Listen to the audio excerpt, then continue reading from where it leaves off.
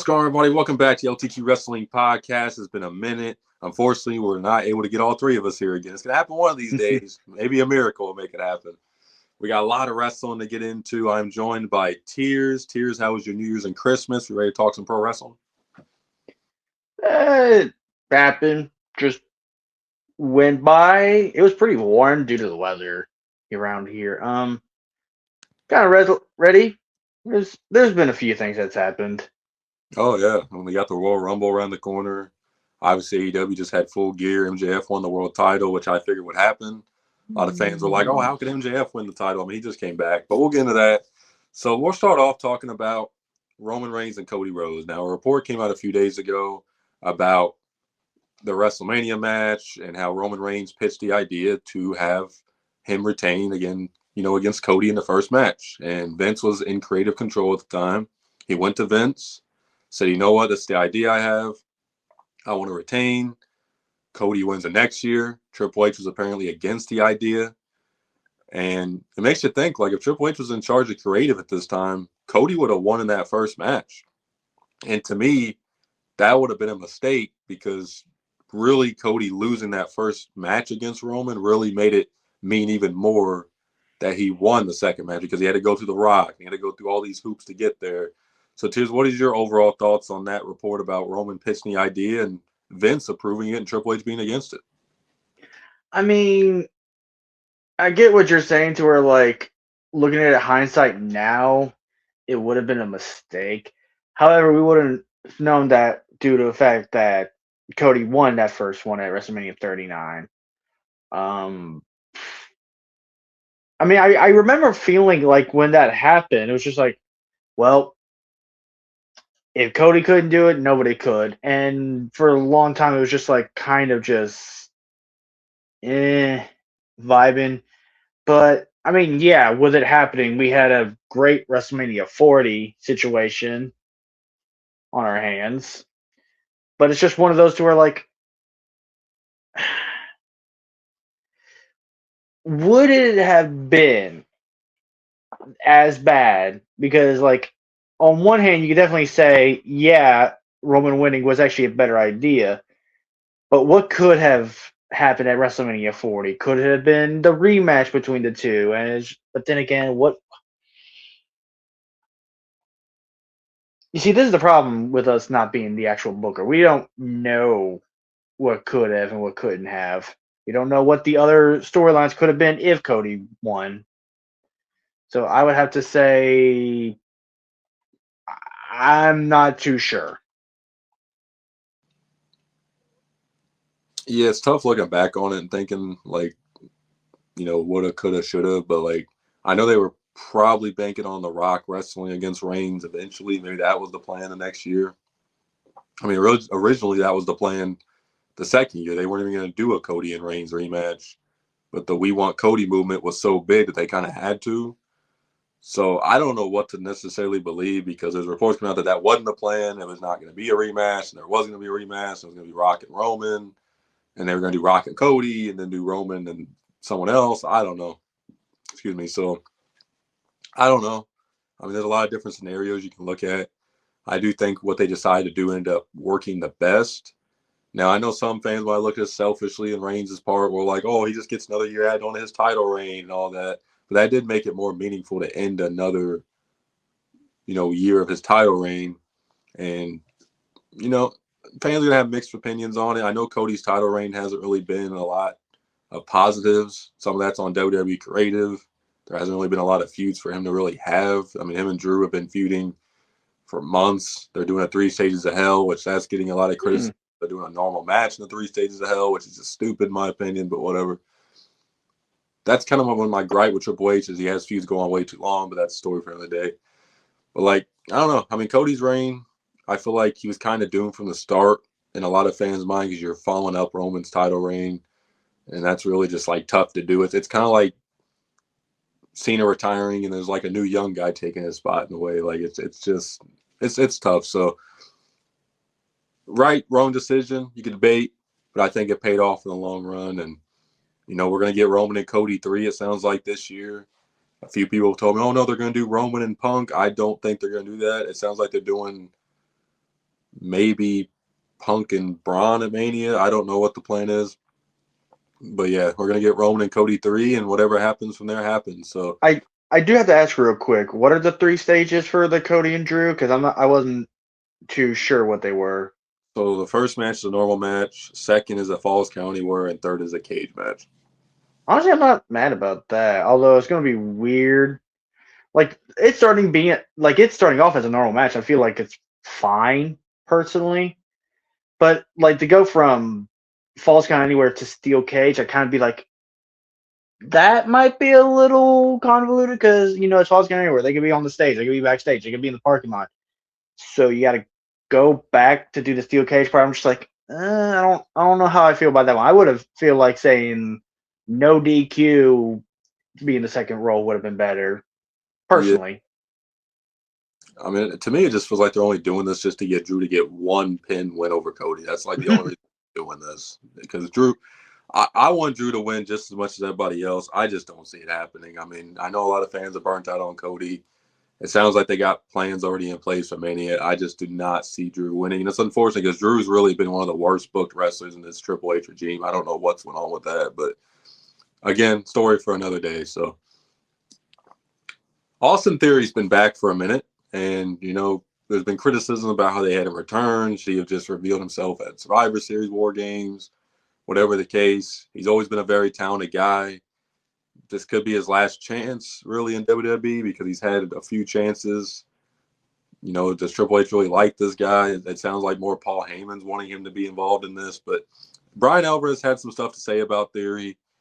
And here's this quote. Quote, I just don't want to be on the guy, but God help me. Austin Theory. Apparently, Paul is really high on this guy. And like Paul Heyman is a really smart guy, but, man, I don't see it. And it's nothing against him personally, but his matches are just nothing. He wrestles like 2004 John Cena. So that is Bryan Alvarez, who's been getting a lot of criticism lately for some of the stuff he's been saying. I've been seeing criticism about him kind of complaining about Javon Evans, which some of it's valid with, Javon taking a lot of losses in NXT and stuff, but he just seems like he's not sold on Theory. So, Tears, what do you think about the quote from Alvarez on Austin Theory? I believe I saw that same quote too. I mean, I kind of understand because like there is proof that where like Theory comes out with his new look, new theme song, like his vision look, I guess you can call it, and the crowd did not care, and that sucks. But I don't. It's really difficult, like, and plus him saying like 2004 John Cena. Theory just needs that one thing that just works for him. Because he is a good wrestler, but unfortunately, like character wise, he's kind of just here. That's his problem. He needs to make it to where like he's not just a dude on the roster.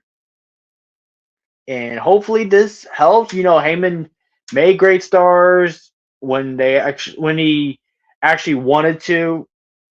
And I mean, let's talk about like the Cesaro situations where like WWE Creative put him with Cesaro just so they can keep Heyman on the shows. But if Heyman wants to work with Theory, that could be a good sign.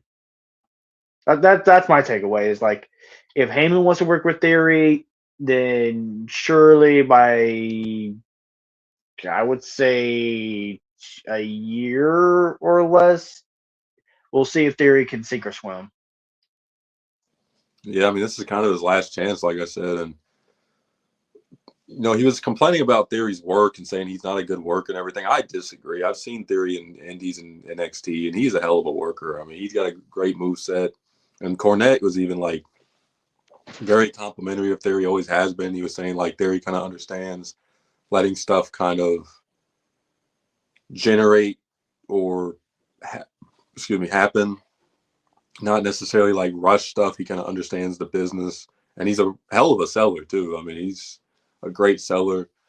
Like, fans got to realize WWE really sometimes dims down wrestlers in a way. Like, we've seen it with many where they just don't really do a whole lot of moves on the main roster. I mean, that's kind of where Theory is. Certain moves, I get it, like that Spanish Fly he did where him and Melo had that really awful botch, and he said he's not going to do that move anymore. Like, moves like that, I get it. But there he's just kind of being a typical main roster heel. He's just doing, rest holds, and I mean that's kind of how WWE's always made their heels, just kind of get heat and stuff like that. Will Theory work? We'll get into more of the group later, but like, I mean, he's still a young guy. He's got the look, and apparently that's why WWE keeps giving him the opportunities. They think he has the look and everything. I don't know if it's going to work out. I mean, I feel like at a certain point, fans just stop caring about wrestlers when you show you don't care about them booking-wise. And Theory was, I think them bringing him back as a heel, too, was kind of not really the best move because when he was in the tag team with Grayson Waller, there was a lot of cheering for him. They were chanting Austin Theory, and they were really wanting him to get over as a babyface. And then he just disappeared with the injury and everything. But, yeah, I mean, I think they should have brought him back personally as a babyface because they never really even gave him an opportunity to be a babyface when the fans were really getting behind him. So I feel like that was kind of a missed opportunity. But we'll see. I mean, he's in a group with a lot of, up-and-coming stars. I know Bronson Reed's a little bit older, but Logan Paul, say what you want about him. Hell of an athlete. Braun Breaker, future world champion. Austin Theory's a question mark, but like Tier said, Heyman's made stars in the past, so I don't put anything past him. If he sees something in you, most of the time that's a good thing. Who knows if it's more him than Triple H? Maybe Triple H listened to Heyman, was like, you know what, let's get this guy back on TV. But we'll see. I mean, WWE needs some younger stars. They really relied heavily on older stars for a while now. So, they're calling up a lot of people. We'll talk about Matt Cardona. He's not a young guy. He's a fresh face on the promotion. So we'll see where this goes. So speaking of SmackDown, last night, they moved back 3 hours. We saw Trick Williams debut. Well, not debut. Well, he's been on the shows backstage, but he officially became a part of the SmackDown roster. Him and Sami Zayn had a promo. We saw Randy Orton come back, which is a big deal. Looks like him and Cody are going to be feuding eventually. And we also saw Matt Cardona. And, he came out with the woo-woo-woo at the beginning. There was a lot of fans if he's going to come back as Zack Ryder. He did that mainly for the John Cena tournament because it made sense. But he's officially back as Matt Cardona. He faced Kit Wilson. I always get his name wrong. I believe that's what his name is, Kit Wilson, who is in Pretty Deadly, who is on a singles run right now because the other Pretty Deadly member got injured. Kind of could see him being like a Dolph Ziggler type wrestler where he helps wrestlers get over. He didn't do too bad in the match. But Matt Cardona, a guy who did pretty well on the indie scene, really made a name for himself. He's been really wanting to come back to WWE. He mentions it in almost every interview he did. I want to go back. I want to go back. So, Tears, are you excited Matt Cardona's back, or what do you see his role being in WWE now that he's a full-time member of the Blue Brand? I mean, a part of me is excited. I'm just like concerned how long is this hype gonna go? Because in my head, I'm just like, okay, that's cool. We get to see Matt Cardona back in WWE, or not being Zack Ryder, in case you want to be one of those type of people. But my concern is now being like, so what are we gonna do with him? Because is he just gonna be a person that'll just be here and there? What's his ceiling? That is my main thoughts. Like, okay, we have him. Where are we going with this? Do you see him being? I don't see him being a main event guy. I could be wrong, but do you see him being kind of like a Miz, where he's like an upper mid card kind of guy? Would that be kind of the ceiling, I guess you could say, for Matt Cardona? I would say yes. Maybe he'll be in the U.S. title thing because the U.S. titles. I don't know how I feel about it. I don't feel about the U.S. belt. I like the people who have been holding it. Yeah, Carmelo. I don't know how Carmelo, Dragunov. I've been a fan of the people that they've been having hold the belt. I just don't know how I feel about how their reigns have been. Dragunov was okay, but it wasn't like memorable, if that makes sense. Yeah, it was just kind of open challenges. Speaking of Dragunov, this is off topic, but there was a report that came out that a lot of people in the locker room do not like facing him because of his style. Do you see that being a valid reason? Because he's a hard hitter, obviously, just very brutal in the ring. Do you think that's valid for wrestlers not to want to fight him? Off topic, real quick. I mean, I remember watching a Maven video about he was talking with somebody about doing matches with like Chris Benoit back then, and it was like a situation to where you have to wrestle in his style because he will like he's not stiff, but Dragunov is also that, but like stuffy to where like it only works if he is allowed to do what he does, kind of like trying to word this. Dragunov only works if he is doing it his way. He's probably not flexible to work other people's way, but who knows? I mean, I could totally see like, the dude hits too hard, the dude goes a little too much in the ring, and people be like, I can't do that and all that. So I can see people having that. I just wouldn't say it's like a situation to where like people are like up in arms against it. It'd be like, hey, I'm just letting it be known I'm not a fan of this, but I'll do it anyway type stuff. Yeah, it's kind of like Gunther with the chops. Like some matches, Gunther does his chops, others he doesn't. Maybe that's like the opponent saying, "I don't want to take your chops." But yeah, Dragunov's reign was okay. I mean, it was open challenge. I feel like it was kind of rushed a little bit. Like sometimes I feel like Triple H is kind of like in the Tony Khan mindset where he's like, "Okay, I like this person, the crowd will like them," and it's like you kind of got like not a lot of fans on the main roster really knew about Dragunov, so it's like you're kind of having him rush back to get in the United States title scene. It's like build them up a little bit, get fans. It's like with Julia, like that's really what's been her problem as well. Because when she comes out, the crowd's just completely just silent, and it's like you're rushing some of these people up, and I'm all for quick success, but a lot of the main roster audience doesn't watch NXT. They don't watch other promotions, so you're rushing these people up and getting them right in the title scene, and you kind of got to get the audience to know them better because you're kind of just like, okay, Julia, she's this women's wrestler who's a big deal. She wins the Women's United States title, and then it's just like, okay, well, I don't know. It just seems like Triple H kind of rushed Dragunov, and then maybe that is why he took the title off a little quickly. Who knows? Carmelo Hayes is deserving of the championship. But Matt Cardona, it's going to be tough to see where he fits in. I mean, SmackDown needs some fresh faces and really some fresh stuff. The show has been very stale. I mean, no knock on Priest and Aleister Black, but the fact they're main eventing is kind of crazy. No knock on either one of these guys. It's just, it just kind of shows a lack of star power on that show. I mean, Cody doesn't really have a lot of feuds to go with right now.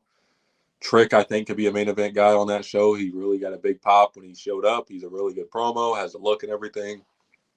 So Matt Cardona has an opportunity to do something on SmackDown. They definitely need some newer names, and there's opportunity on that show. It's just going to be depending on what he does. So it's going to be interesting. I'm glad to see him back, though.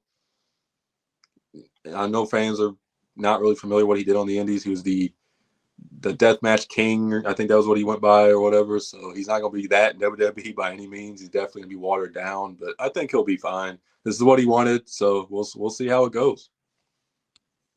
So we're moving on, talking about Division again.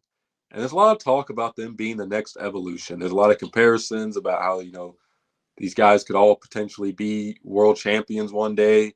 They all, were very good. And, there's a lot of criticism about Logan Paul being in the group in the beginning. Could debate whether he's a fit or not, but I do think it's helped him as well because he gets to learn from Paul Heyman even more. Austin Theory, we've talked about. Tears said sink or swim. That's pretty much what he is. Bronson Reed, they're very high on him. I mean, he did pin Roman Reigns, so if you want to know if they're high on the guy, that'll do it right there. And you have Braun Breaker, who's facing CM Punk for the world title on the first Raw of 2026. And, I mean, we'll see if he wins. I don't think he will yet, but he's a guy WWE obviously sees as the next Roman Reigns. So, Tears, do you see this group being the next Evolution? I mean, we've all said like it has Evolution vibes since the very beginning. So maybe, I mean, it just felt when we were first making these comparisons, Rollins being the world champion and the main heel person of the group. Oh, gee, I wonder who was the main heel person who happened to be the world champion of Evolution. And then we had like Braun being like kind of the. Do I want to say he was a Batista or do I want to say Bronson Reed was Batista? That's a tricky one. But now it kind of makes a little bit more sense. Whereas I believe back in it was either Batista or Randy Orton who was in the sink or swim situation back in the original Evolution. I think it was Randy, but because of his personality, or maybe it was Batista. God, I can't remember.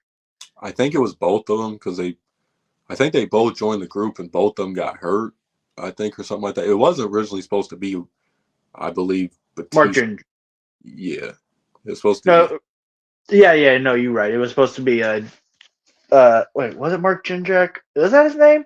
Yeah, it was Mark Jindrak. Yeah. Yeah, because him and Orton were like very good friends, but like they were so toxic with each other around to where like Triple H was just like, I will not take both of them, or I will not take Jindrak because Jindrak is the one who's making the situation worse.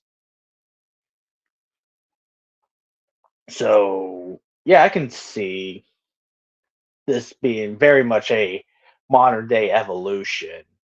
I just don't know who would be compared to who. Maybe Theory as Orton or Batista.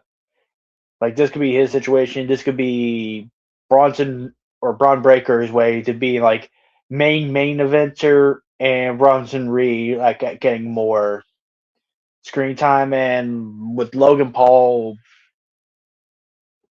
Yeah, you got me on a stump there. Yeah, I don't know if I see Logan Paul being like a long-term fit for this group, but like I see the potential of this group. Now, there is a lot of theories about Austin Theory being a plant for Seth Rollins in this group. I did hear that.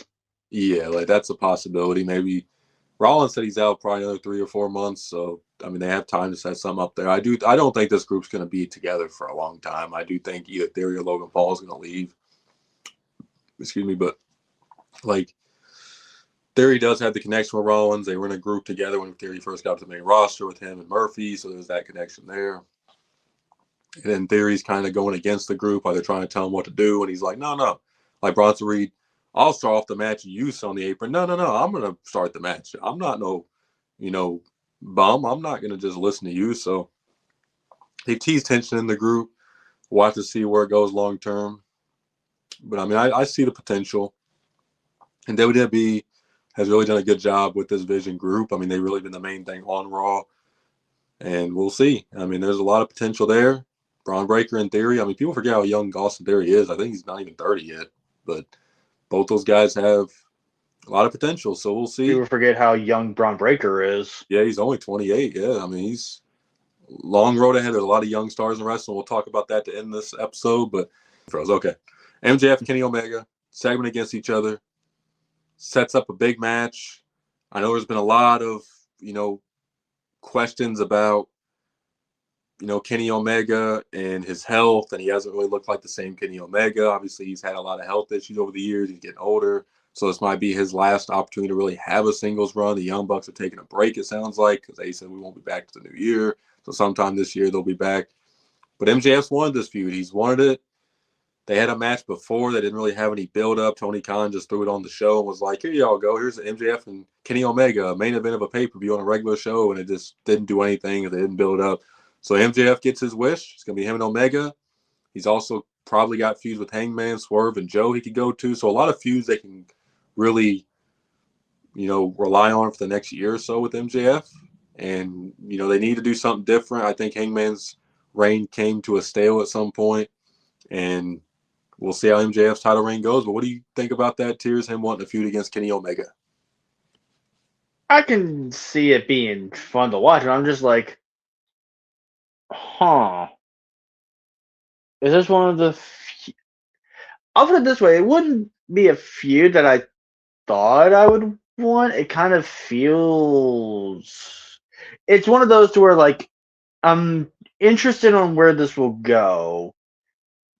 But you can't really just go off with just like, hey, I want a feud. All right, bud, let's do it.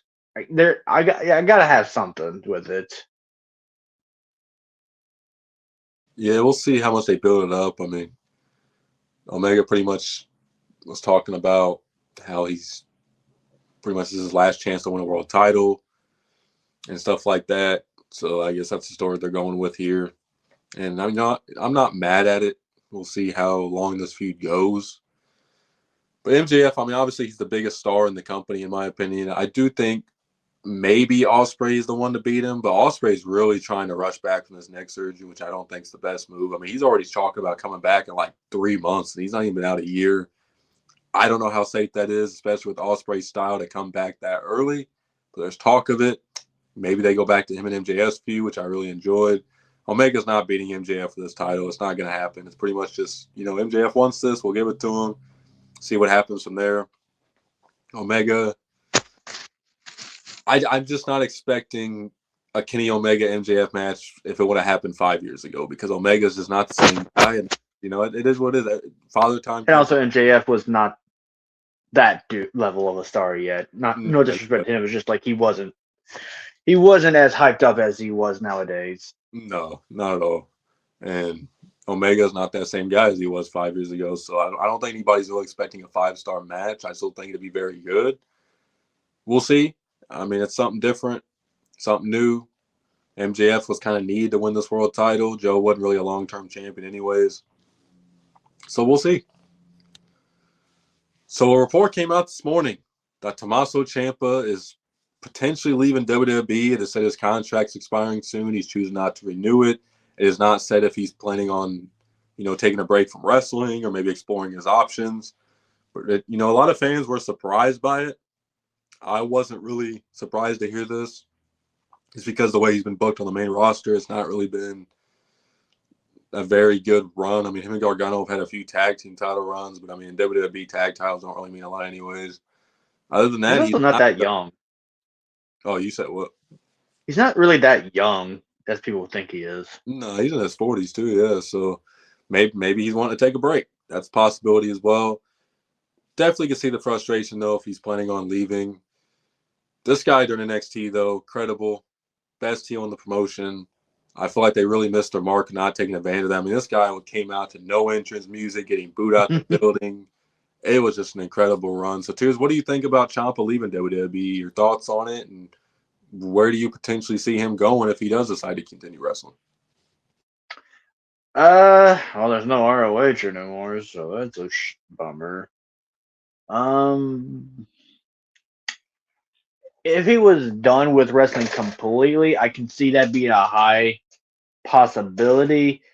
But for him to continue wrestling, I'm just like thinking to myself, would he go to? I don't know if he would. Honestly, I don't think there's anywhere in particular I can think of that would work out for him. Like, genuinely, I think like he was a retire, it'd be like, well, had a long, good career. I think it would be probably best to just stop there. But I'm just wondering, what about Gargano? What would Gargano do? So he did have a match against Carmelo Hayes, but it was a good match. But like, it was him and Candice LeRae. Does Gargano potentially leave now? I mean, he was talking about leaving a few years ago, and Triple H convinced to come back. He ain't really done much on the main roster. I mean, if you're Gargano, do you leave with Ciampa and maybe y'all form DIY on the indie scene again? Not again, but like, do you think that's a possibility? Maybe they all three leave and they just do something on the indies together, potentially? Maybe. I just think, wasn't this is gonna be weird. I love the fact, like, wasn't the original reason this team formed in the beginning was because they both got Joe'd by Samoa Joe? Like, Joe's went like, yeah, I'll wrestle you, and just bodied them both. And it was just like, okay, well, we need more people for, I think it was a Dusty Road Classic, was when they first started teaming up with each other. And it just worked very well. So it could be one of those things to be like, I think it'd be kind of weird for them to still be teaming, considering like it was a very WWE made tag team. So I mean, maybe, but I can't name too many teams that when they were put together, they stuck together once they both left the company. I could be wrong. People could put in the comments like examples that prove me wrong. Yeah, would they be better off as singles? And like, I've heard TNA tossed around for Ciampa. I wouldn't hate that idea. A lot of people have left WWE, went to TNA, Cedric Alexander, and a few others. AEW, I mean, I keep hearing AEW tossed around. Ciampa wouldn't be doing anything in that company. Let's be serious. They have way too many people as it is. What does Ciampa bring? And then this ain't even a knock on Ciampa. What does Ciampa bring to the table that they already don't have in AEW? I mean, he's a good wrestler. They already have all that. So it's like he'd kind of be just in the same spot he is now. He wouldn't really be doing anything. So, like, if he's going to wrestle somewhere else, I think TNA, maybe New Japan, something like that would be good for him. Other than that, I mean, I don't really see where he's a fit.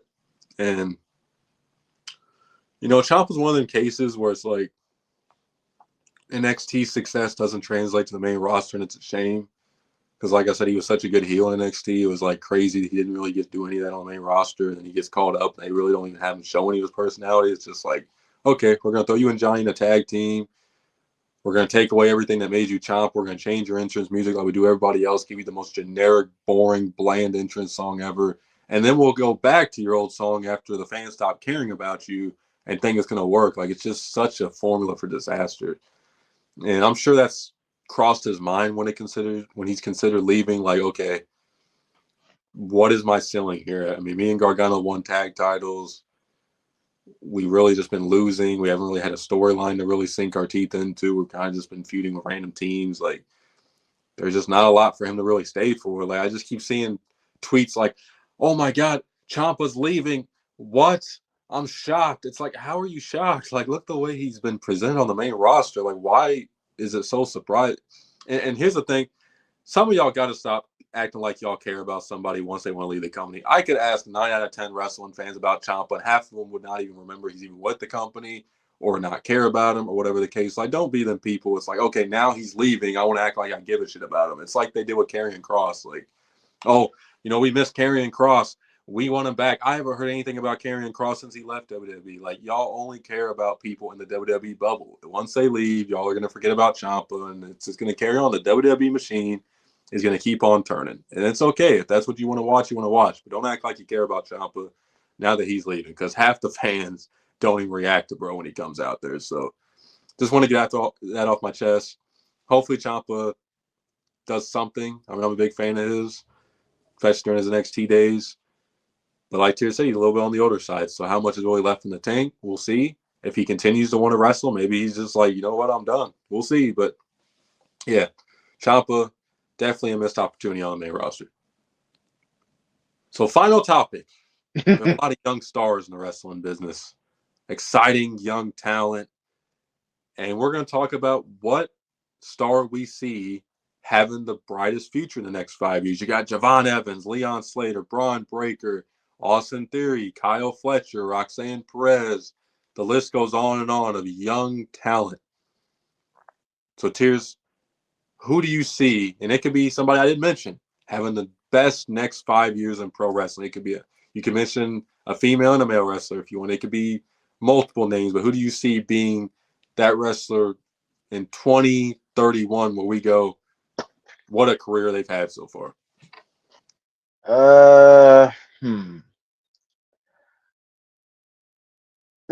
Honestly, all those names plus a lot of others like Ricky Saints, Moba Fembi. Oh God, what? Why am I drawing a blank on her name now? She's the NXT Women's North American Champion, not Thea Hale. She was Blake from Monroe? AEW. Yeah, Blake Monroe. Yeah, Like yeah. I always draw a blank on how that name goes. She could be great. And who knows? Maybe even Austin Theory and Grayson Waller. Who knows? Maybe Grayson Waller's a sleeper pick. Like who knows? I could respect that, but I think the quickest ones who we're going to see like next year, definitely Braun. For the females, Stephanie Vecchia is already doing so good. She's already doing good. Is she going to get better? I could see that because like we had a long time period to where Rhea Ripley and Io Sky and Bianca Belair were the top 3 women of WWE. Maybe Stephanie will be taking the place of one of them. I have heard she might be feuding with Liv, Rhea, and Io down the line. So Is that this like a one-on-one situation altogether, or is it like a fatal four-way feud? Because if it's a one fatal on four-way feud, I'll be happy. probably one for sure. Yeah, that's good to hear. Hopefully Kyrie, because for people who don't know, I'm a huge supporter of Kyrie Sane. Hot take, I do think Kyrie's a little better than Io, but that's everybody's opinion. Um, I want to say Oba definitely has a great chance. Which, hold up, I do want to point this out. This is a side tangent. I'm very tired of people now all of a sudden being like, "Yo, why are we booking Braun Breaker? It's so strong. Why not this guy Oba?" It's like, dude, Oba just showed up, and where did all the love for Braun just go? You were all like so happy about this situation, and now all of a sudden we got a bigger dude that's also really good. It's just like, oh no, let's push this guy instead. It's just like you can't just switch out right now. That's what wrestling fans do. They switch on a dime. Well, you can't. It's not going to work as well as they wanted to, but. I would say honestly all of them. Like the future for WWE stars, like we have a lot of great stars, and people want to complain about like booking for like Braun Breaker and stuff. It's just like I don't. I think Braun Breaker is being booked great personally. Gunther has been doing really good. Dragunov, yeah, you can look at what I said about his U.S. title run, but that's more than a lot of people. A lot of people don't even get a title before like 2 years before being on the main roster. The dude just showed back up like after being injured for God knows how long, and boom, he got a U.S. title. Carmelo Hayes is finally picking up speed. Solo definitely improved a lot. Like now that he's no longer like technically doing bloodline stuff. Um, Honestly, yeah, the future talent pool is really good. Yeah, there's a lot of big names. Like, and you got Kyle Fletcher. I'm a big fan of his in AEW. I could see him being a world champion. Eventually, he's only like 26, 27. He's got a bright future. Leon Slater and Javon Evans, both only 21 years old. That's just insane. I do think Leon Slater ends up in WWE eventually. I've already heard they're very, very high on him, and rightfully so. I mean, the kid's one of the most athletic, best wrestlers in the world right now. I mean, there's a lot of around the world. There's just a lot of young talent, and for me, I could see if I'm going off next 5 years of success. I do think it's in Kyle Fletcher's favor because he has less talent against him because AEW has a lot of older talent that are eventually going to kind of phase out. Like Omega and the Young Bucks are leaving. Swerve's in his mid-30s. I mean, not that guys can't wrestle in their 40s, but like he's got time on his side. And maybe he makes the jump to WWE. Who knows? He has the look they like and everything. It seems like that's kind of the wave. You go to AEW, make a little bit of name for yourself, and you hop over to WWE. Not everybody, but it seems like that's what happens. I mean, we saw Blake Monroe do that. Blake Monroe's definitely the woman. I think her and Roxanne, you can flip a coin on who has more success. I mean, Roxanne's a little bit younger, and she's already been on the main roster, but Blake's definitely got that look, and, she's got everything you kind of want. So it's really going to be tough between those two women to see who has the best next 5 years. Both very talented, though. Roxanne's done a hell of a job in the Judgment Day and everything. Dom Mysterio's a name you could throw in the hat. I mean, he's only 28, a guy who has really changed the game from a heel perspective. He could be a world champion down the line. I know he's injured right now, which I heard it's not a serious injury. Thank goodness for that because he just won the title back, so he should be good to go. I mean, there's a lot. There's a lot of young talent. I mean, you look at TNA, unfortunately, not a lot of young talent there because Leon Slater's really the youngest guy there, and he's probably about to be out the door. So, I mean, the possibilities are endless. There's really no wrong answer. I mean, somebody could, we're not even mentioning right now, be making a name for themselves in the next 3-4 years. You don't know. There's just so much opportunity out there. So we'll have to see. Lots of star power. And we got the Royal Rumble around the corner. Unfortunately, I think I know who's probably going to win the men's one. The women's one, I've heard rumors. I'll probably have a prediction video for that in a few weeks from Saudi Arabia. So I'll actually be able to watch it before I go to work because it'll be at like noon. So that'll be an early show. We'll have to see though, Tears. Are you looking forward to the Royal Rumble this year? No. I'm looking forward to it from Saudi Arabia. No.